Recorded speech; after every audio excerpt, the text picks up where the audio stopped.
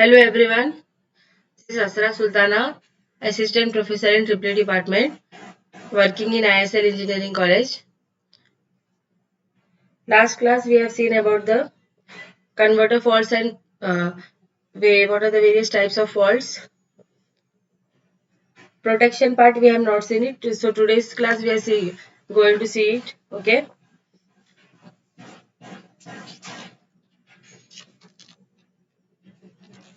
Today's class we are going to see about the protection against overcurrents, protection against overvoltages, surge arresters,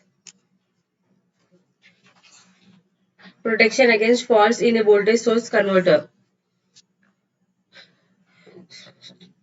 As in AC systems, faults in a DC system will be caused by malfunctioning of the equipment and controllers and failure of the insulation caused by external sources such as lighting, pollution, etc.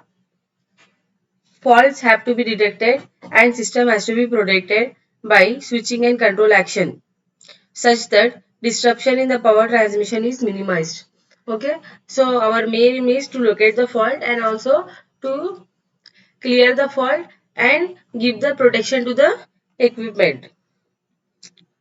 Apart from disrupting the normal operation, various faults that can occur also cause the stressing of the equipment due to overcurrents and overvoltages.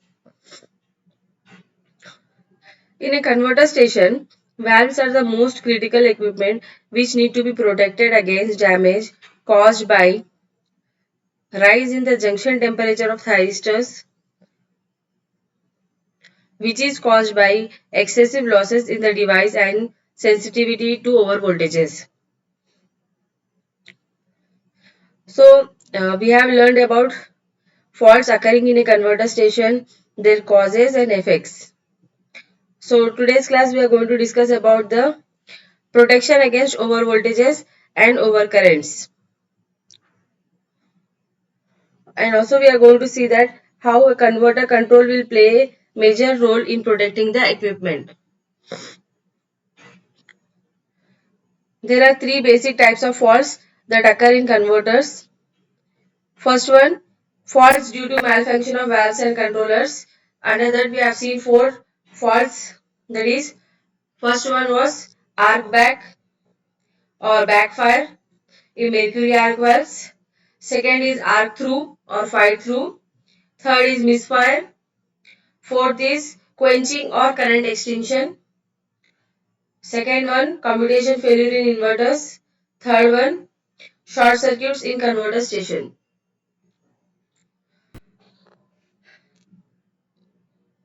Okay, all these three faults we have seen in detail in previous classes. Arc back is the failure of the valve to block in the reverse direction and it will result in the temporary destruction of the rectifying property of the valve due to conduction in the reverse direction. This is a major fault in mercury arc valves and is of random nature. And this is a non-self-clearing fault and results in severe stresses on transformer windings as the incidence of arc back is common.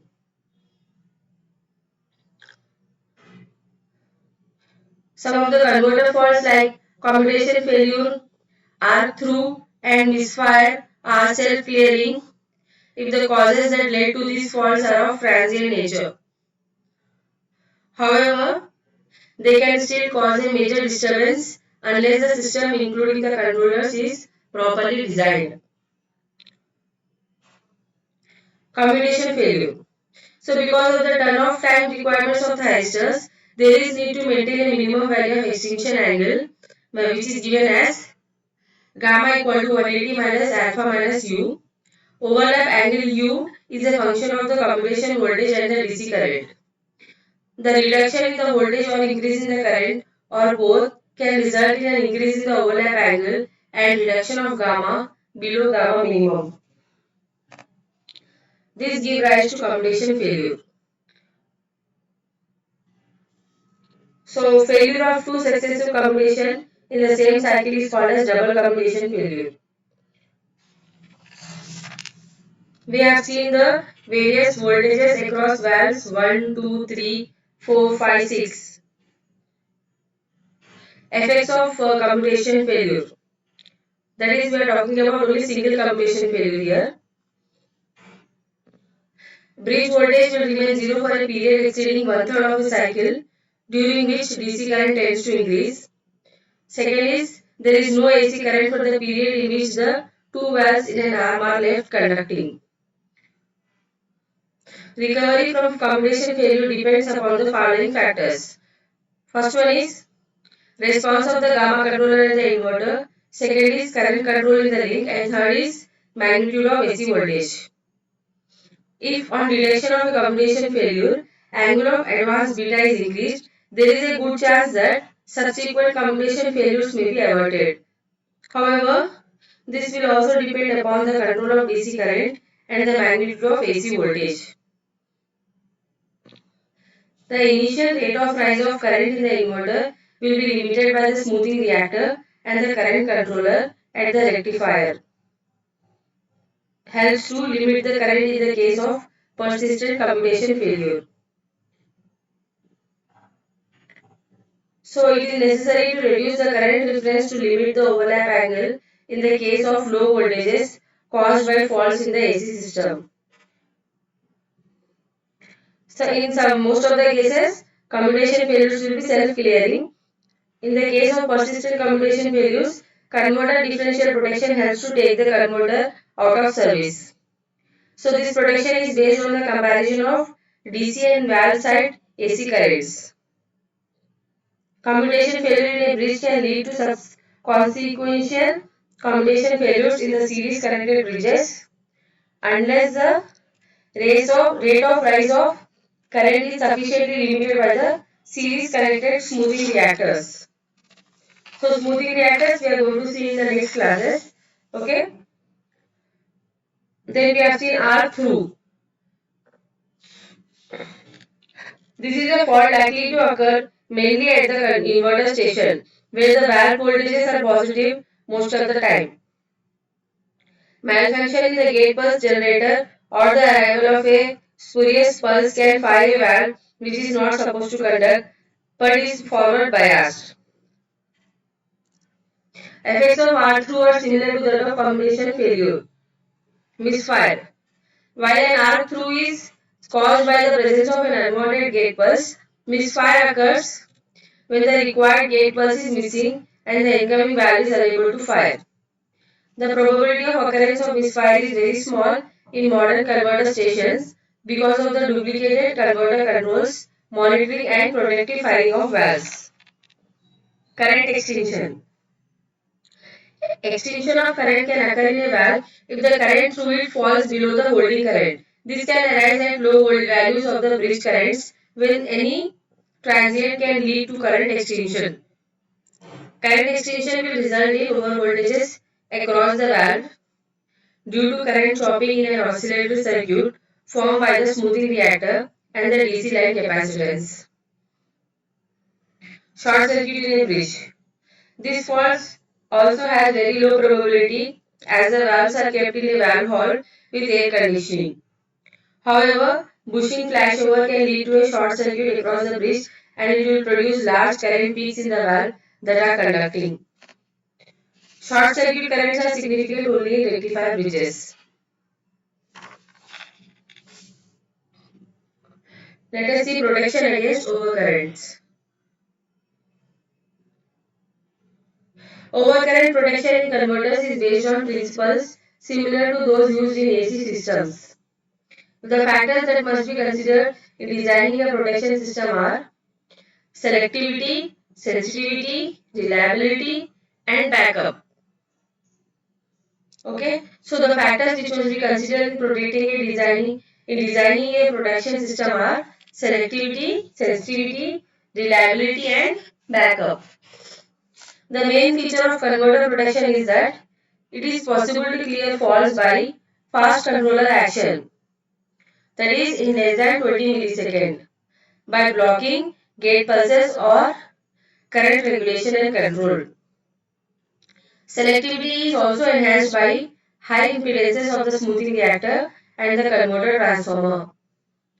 Further, Converters are divided into independent valve groups such that the protection system must be able to switch off only the effective valve group. Let us consider a converter station with a 12 pulse converter per pole. That is, here two valve groups per pole are there. Protection system used for a pole is shown in the figure. This does not show protection against DC line faults, under voltage or transformer protection.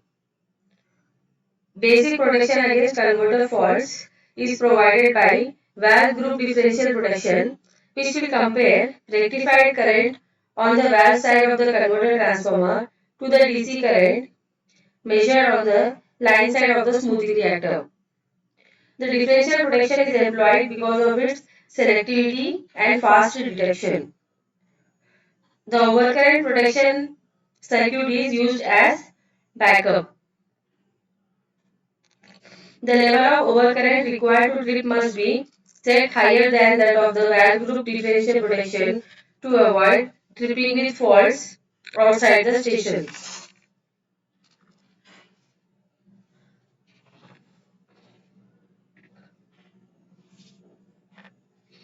Pole differential protection is used to detect ground faults which may not be the otherwise detected, such as faults at the neutral bus. The fault clearing action of these protection circuits is to block the valves and at the same time trip the AC breaker of the affected group or pole. The fast tripping sequence is used for the internal faults when there is a danger of valve damage. This will involve forced retard combined with the signal to trip the AC breaker. The pulses are blocked after 20 milliseconds. This allows the inverter action at the rectifier station to try to reduce the current before the converter is blocked. So basically, faults producing overcurrent are classified into three categories: internal faults, line faults, and commutation failures. So internal faults which will cause high overcurrents but are very infrequent. Thyristor surge current ratings must be chosen to withstand these overcurrents. Second is line faults, which cause overcurrents in the range of 2 to 3 per unit. These are limited by current control. Protection against line faults, which are frequent. Commutation failures at inverters may be quite frequent. However, overcurrents are small and limited by current control. Because of continuous conduction during commutation failures, current reference has to be reduced. Overvoltages in a converter station. Overvoltages in a converter station is caused by disturbances originating on the AC side, disturbances originating on DC side, and internal faults in the converter. The type of overvoltages as in AC system can be classified into three categories. First one is switching overvoltages, second is temporary overvoltages, third is steep front overvoltages. Switching overvoltages with wavefront times of more than 100 milliseconds, temporary overvoltages which will last only few seconds, and steep front overvoltages with wavefront times in the range of 0.3 to 3 milliseconds. Let us see first one, disturbances on the AC side.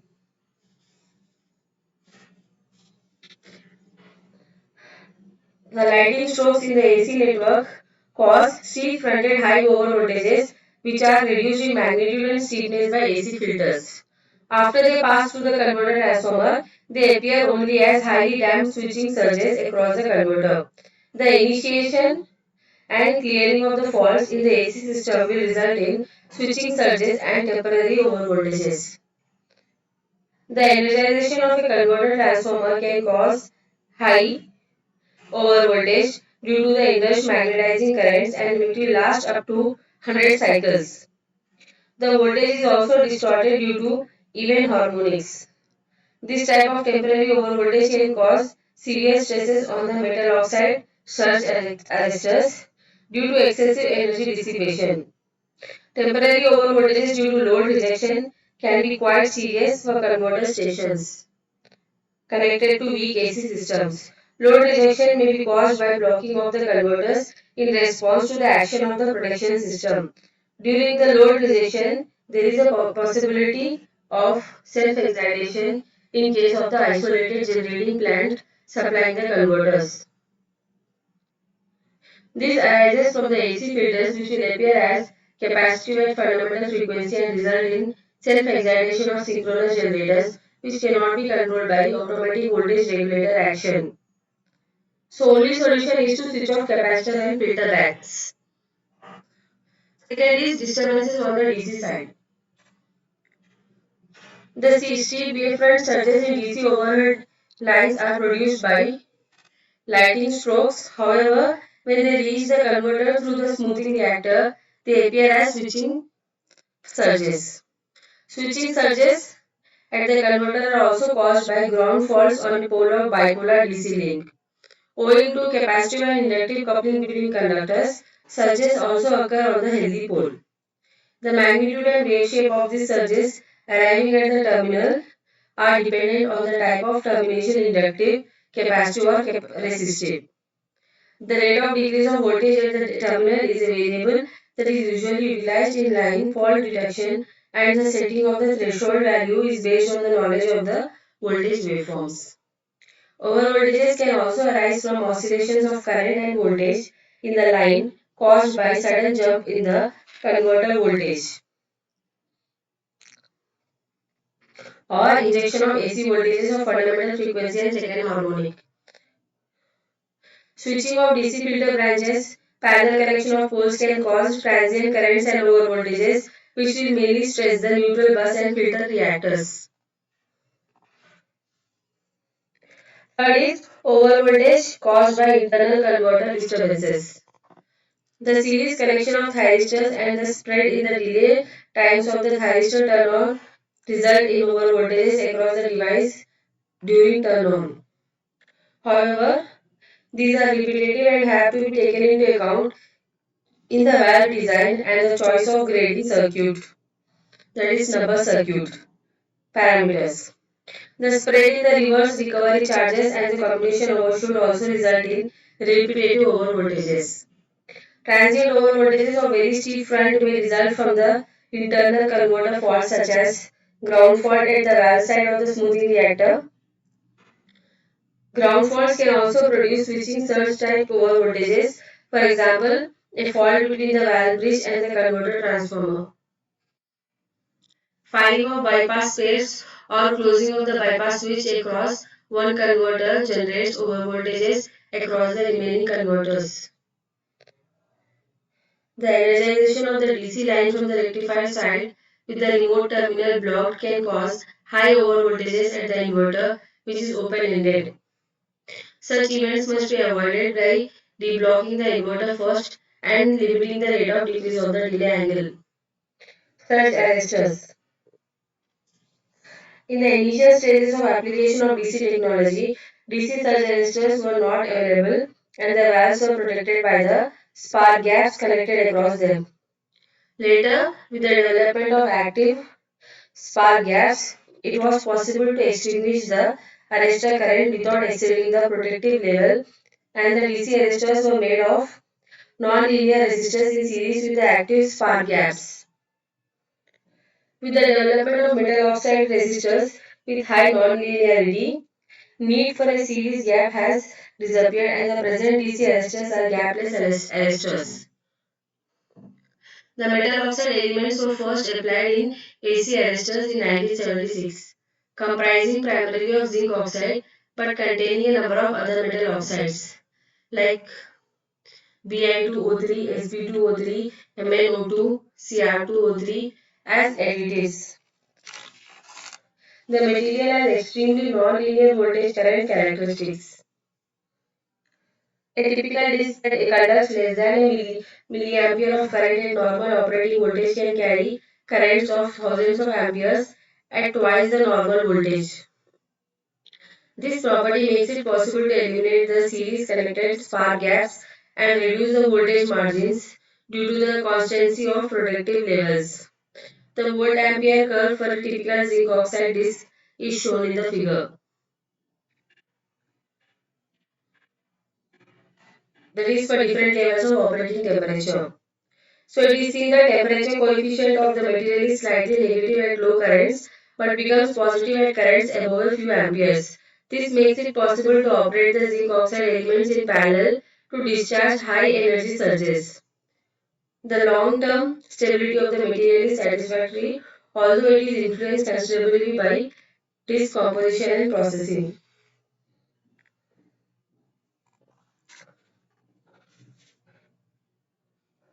Properties of the materials are such that it is possible to design arresters to control dynamic overvoltages in addition to switching surges. This results in economic insulation coordination. However, proper design of the arrestor based on the evaluation of the energy losses is essential. The ultimate limit on the energy dissipation capability of a disk is imposed by the cracking of the disk under thermal shock. A single column arrestor is capable of absorbing around 7 kJ per kilovolt of the maximum continuous operating voltage. In many DC applications, energy capability of a single column of disk is inadequate and multiple columns are used. Parallel column arrestor is made up by selecting disks such that the voltage for each column is the same at a predetermined current. Maximum difference in the currents of parallel columns can be made less than 0.5%. Protection against overvoltages.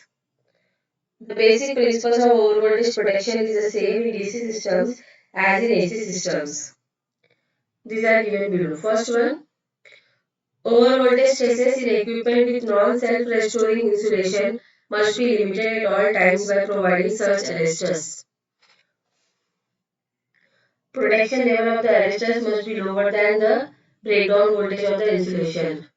Second is self-restoring insulation such as air may be allowed to break down when there is no danger to the safety of the personnel. Third is operation of surge arresters or flashover of air insulation must not be frequent. Frequent discharges of arresters may damage them. This implies that protective level of arresters must be higher than the maximum operating voltage in the system.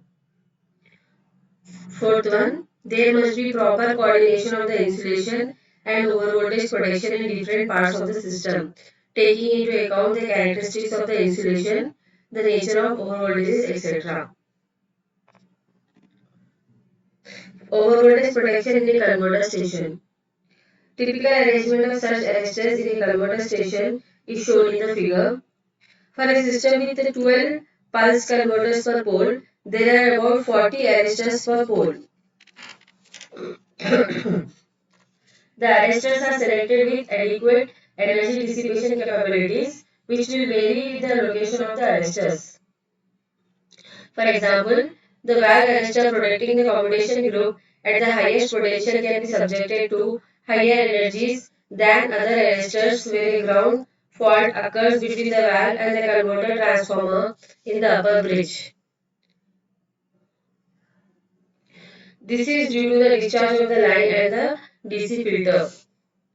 The closing of a bypass switch across a converter results in increasing the DC voltage across the remaining converter. Converter unit arrestor is stretched in such cases. The protective firing of a valve is a backup protection that is available for overvoltages in the forward direction. Protection against faults in a voltage source converter.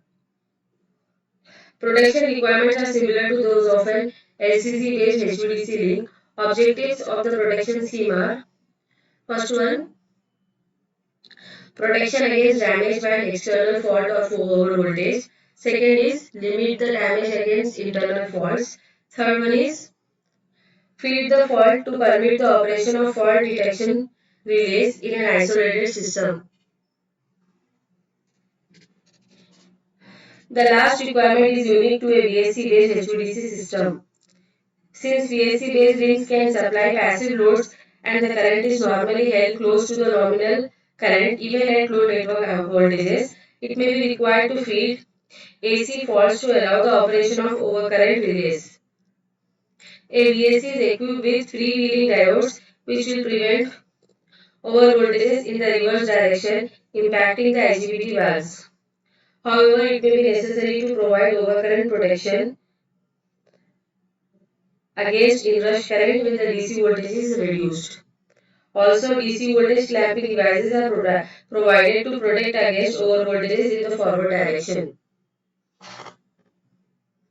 For temporary external faults, converter may be blocked temporarily to protect IGBT and freewheeling diodes from overcurrents.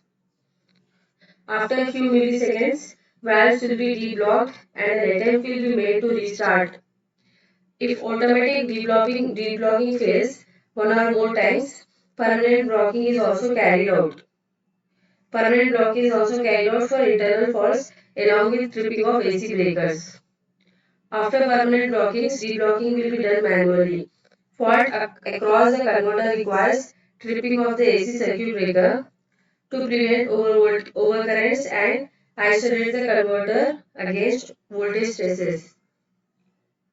Specific requirement in a VSC station is a protection against progressive failure of VSC-DC capacitor elements, which results in the reduction of the capacitance value and the asymmetric distribution of the DC voltage. Monitoring the voltages across each capacitor helps in detecting the failures as the voltage ripple increases as the capacitance value decreases. However, change in the capacitance value is not so critical compared to that in a harmonic filter. If the reduction in the DC capacitance is significant, AC breaker will be tripped. Unlike in the case of a CSC based HVDC link, moderate changes in the AC bus voltages can be handled by the control action of the converter. If there is a failure in the control system, there can be overcurrents due to dips in the AC voltage. Overvoltages due to lighting and switching will be handled by surge arresters. Sudden shifting in the phase of the AC bus voltage will result on a sudden power change on a VSC that will require a fast acting PLL to counter the phase shift. Otherwise, overcurrent detection will result on VSC blocking and tripping. DC voltage imbalance can lead to large ripples in the DC capacitor voltage. Control system needs to be designed to inject negative sequence voltage temporarily to reduce the impact of phase imbalance. So in the worst case converter has to be tripped. The dip in the AC voltage at the inverter can cause overvoltage across the DC capacitor due to energy imbalance. Voltage clamping circuits can be used to regulate the DC voltage.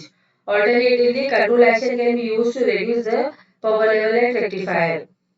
The post-fault recovery of VSC based HVDC links is very crucial when they are used to evacuate power from wind farms. If the VSC based HVDC link is stopped for too long, wind generator will be tripped by its overspeed protection, resulting in the tripping of the entire wind farm. Thank you everyone for watching the video. So in the next class, I will be talking about the smoothing reactor DC line. Okay, we are going to see about the introduction part of the smoothing reactor. What exactly is smoothing reactor? The series resonant frequency as a function of smoothing inductor and filter capacitances. DC line, corona effects, corona loss, radio interference, space charge field. Okay. Thank you everyone for watching the video. All of you should give your attendance in the comment section.